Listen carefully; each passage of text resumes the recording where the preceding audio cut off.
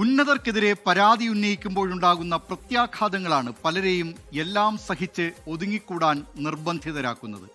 പരാതിക്കാരെ നിശബ്ദരാക്കാൻ cyber അധിക്ഷേപം ആയുധമാക്കുന്നതിൻ്റെ ഏറ്റവും വ്യക്തമായ ഉദാഹരണമാണ് രാഹുൽ മാങ്കൂട്ടത്തിൽ കേസിൽ കണ്ടത്.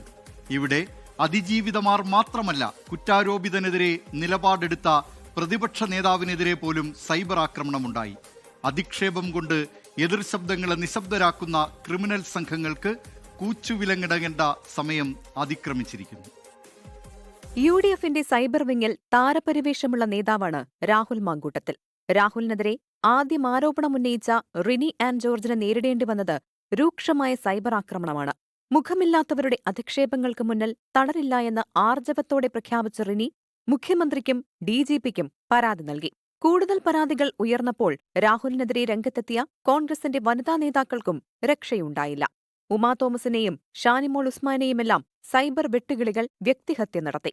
രാഹുൽ മാങ്കൂട്ടത്തിനെതിരെ കർശന നിലപാടെടുത്തതിന്റെ പേരിൽ പ്രതിപക്ഷ നേതാവ് VD സതീശനു പോലും സൈബർ ആക്രമണം നേരിടേണ്ടി വന്നു. അനുയായികൾ എന്ന പേരിൽ ന്യായീകരണവാദങ്ങൾ നിരത്തുന്ന പ്രൊഫൈലുകൾക്ക് വിധേയത്വം പാർട്ടിയോടല്ല, വ്യക്തിയോടാണെന്ന് ഇതോടെ വ്യക്തമായി. സ്ത്രീകൾക്കെതിരായിട്ടാണ് ഏറ്റവും കൂടുതൽ സൈബർ ആക്രമണങ്ങൾ നടക്കുന്നത്. അത് രാഷ്ട്രീയ പ്രവർത്തകരായ സ്ത്രീകൾക്കെതിരെയുണ്ട്, മാധ്യമപ്രവർത്തകരായ സ്ത്രീകൾക്കെതിരെയുണ്ട്, സാധാരണക്കാരികളായ പാവങ്ങളായ സ്ത്രീകൾക്കെതിരെയുണ്ട്. നമുക്കെതിരെ സ്ഥിരമായിട്ടുണ്ട്. എന്തൊക്കെയാണ് പറയുന്നതെന്ന് പറയുന്നവർക്ക് പോലും ബോധമില്ല.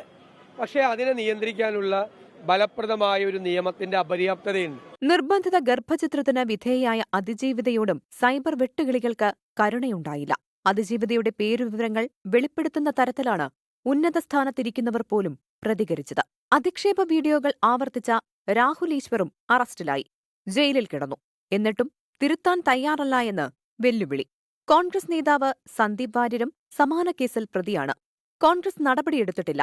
നടിയെ ആക്രമിച്ച കേസിലും ഹേമ കമ്മിറ്റി റിപ്പോർട്ടിനെ തുടർന്നുണ്ടായ വെളിപ്പെടുത്തലുകളിലുമെല്ലാം പരാതിക്കാരെ വ്യക്തിഹത്യ നടത്തി നിശബ്ദരാക്കുന്ന രീതിയാണ് കണ്ടത്.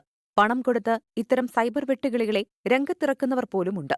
സൈബർ വിചാരണ നേരിടാൻ കരുത്തില്ലാതെ പലർക്കും ഒതുങ്ങിക്കൂടേണ്ടിവരുന്നു.